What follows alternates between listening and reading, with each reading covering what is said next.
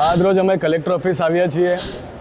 Supreme કોર્ટના જે CJI છે, ચીફ જસ્ટિસ ઓફ ઇન્ડિયા, જે બેરોજગાર યુવાનો છે, જે સોશિયલ મીડિયા પર આવીને પોતાનો રોષ વ્યક્ત કરી રહ્યા છે, જે બેરોજગાર યુવાનો આરટી એક્ટિવિસ્ટ બની રહ્યા છે, જે બેરોજગાર યુવાનો પત્રકાર બની રહ્યા છે, અને CJI દ્વારા આ તમામ બેરોજગાર યુવાનોને અને આરટી એક્ટિવિસ્ટોને જે કોકરોચ તરીકે સંબોધન કરવામાં આવ્યું છે CJI દ્વારા, એ શબ્દોનો અમે અને CJI સાહેબનો વિરોધ કરીએ છીએ.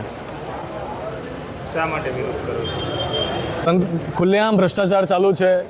તંત્ર જવાબ નથી આપી રહ્યું. તંત્રને સવાલ પૂછીએ છીએ તો તંત્ર અમને અમારા પાછળ પોલીસ લગાવી દે છે, પોલીસોની ધમકીઓ આપવામાં આવે છે, અમને જેલમાં નાખી દેવાની ધમકીઓ આપવામાં આવે છે. ભ્રષ્ટાચાર વધી ગયો છે, બેરોજગારીનું પ્રમાણ વધી ગયું છે. એ બાબતે આજરોજ અમે કલેક્ટર ઓફિસ આવ્યા છીએ. તો તમારી શું માંગ?